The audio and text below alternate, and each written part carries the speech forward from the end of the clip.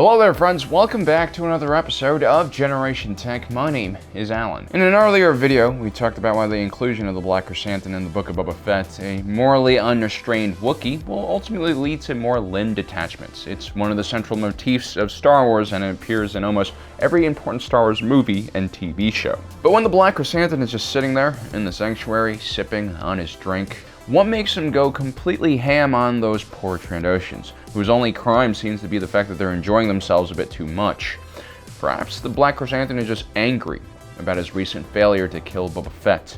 He was captured, kept in a dungeon, and most likely thought about how he was going to rip Boba Fett's face off the second he gets free.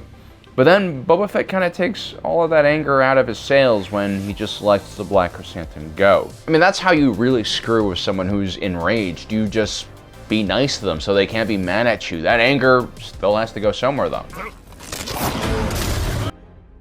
Oh, it's beautiful. The Black Chrysanthemum is also probably pissed off that his former employers, the Hutt twins, discarded him like a wet rag after his failure to assassinate Boba Fett.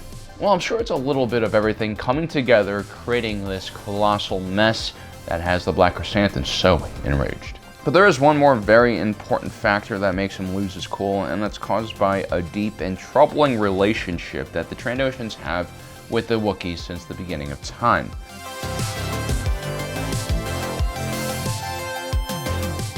The Trandoshans on Tatooine are actually quite different from the Trandoshans we're used to seeing in the rest of the galaxy.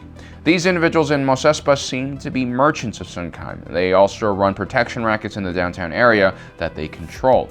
Most of these Trandoshans are well dressed and seem like refined individuals who use their brains instead of claws to make a living.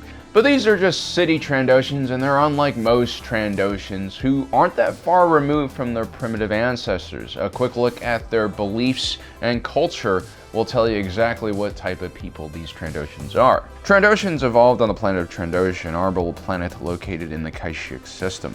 From very early on, Trandoshans developed a very complicated hunting culture and religion surrounding that hunting.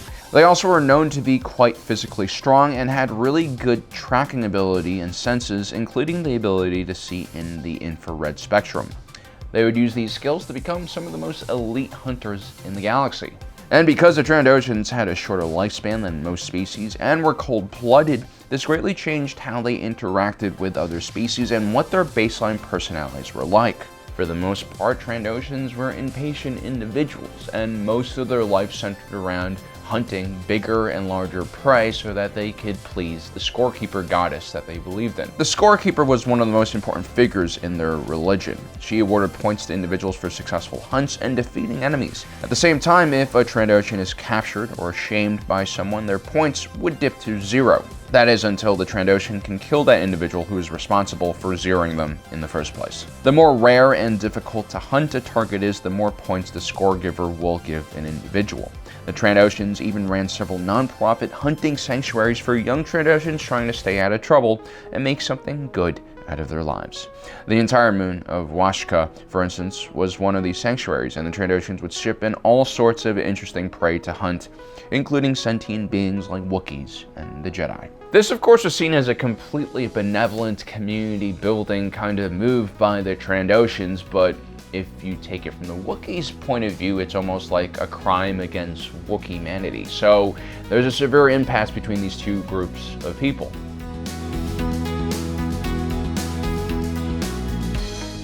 So Trandoshan is located in the Kashyyyk system, as we mentioned. This is also the home to Kashyyyk, the homeworld of the Wookiees. This close proximity between these two species is one of the major reasons why they don't get along in the first place. The Wookiees were also very, very different from the Trandoshans. For one, they were warm-blooded, hairy humanoids. They had very strong familial ties, and they valued courage and loyalty amongst their tribes. They lived a life of harmony within the massive tree forests on their planet, and focused more on crafts and arts than hunting. Between the Trandoshans and Wookiees, we're not really sure who initiated first contact, but very soon after they initiated first contact, the Trandoshans started hunting the Wookiees. You see, Wookiees were actually larger and even stronger than the Trandoshans. In a straight hand-to-hand scuffle, your average Trandoshan would probably lose to your average Wookiee and also get their arm ripped off. But that's probably what's so appealing to the Trandoshans in the first place. The harder and smarter the prey is to kill, the more points they get from their scorekeeper god. The Trandoshans would begin carrying out raids against undefended Wookiee villages. Even though the Wookiees also had their own warrior culture, the Trandoshans were apex predators in their own right and spent their entire lives figuring out how to capture and kill dangerous prey. They would use every trick and deceit they knew to continuously harass the Wookiees. Some Trandoshans, like the Black Scale clan, would even establish semi-permanent slave trading outposts on Kashyyyk. Now, what the Trandoshans were ultimately after was Wookiee pelts, especially the more rare black and white furred ones. In the beginning of the Book of Boba Fett, when the Trandoshan crime lord Doc Strassi brings a Wookiee pelt for Boba Fett, it's meant to be a sign of great respect. Thanks to their abilities, the Galactic Empire would also hire the Trandoshans to tame and domesticate the Wookiees and make them into slave workers for their various construction projects, like the Death Star. The Wookiees hated slavery as an institution. As a species, they had been subjected to this ill practice for thousands of years, and they also saw the Trandoshans as the perpetrator of some of the worst crimes against their people. But it wasn't always the Trandoshans who have targeted them. They've always been targeted by outside forces because of their immense physical strength and stature. In the past, during the Jedi Civil War, for instance, Surzika Corporation struck a deal with the Wookiee chieftain Chundar, and that led to a massive slave trade operation being centered on the planet. The real ironic thing is that despite how much the Trandoshans and the Wookiees hated each other, they still actually had the same shared representative in the Republic Senate. And so choosing a senator for this system was extremely difficult.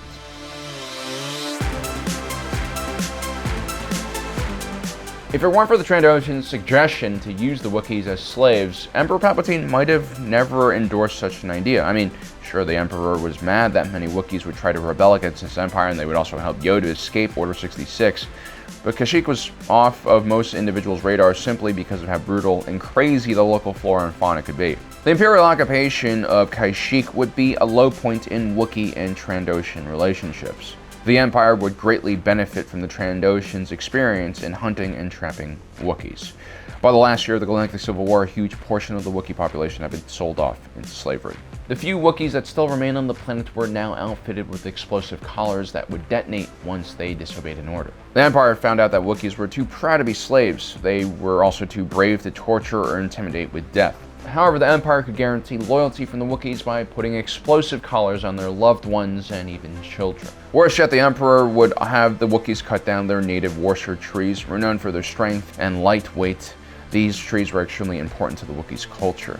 The death of Emperor Palpatine would create chaos all over the galaxy and on Kashyyyk.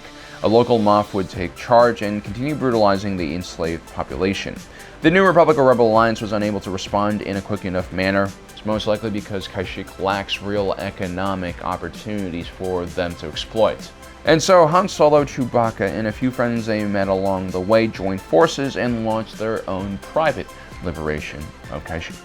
So as you can see, the Wookiees have been preyed on by the Trandoshans unjustly for hundreds, if not thousands of years. That ultimately is probably why the Black Chrysanthemum is so pissed off by these four seemingly innocent Trandoshans in the Sanctuary Bar. Well guys, I hope you enjoyed today's episode. Don't forget to subscribe and hit that notification button down below. As usual, thanks for joining us today. If you're watching this, you are Generation Tech.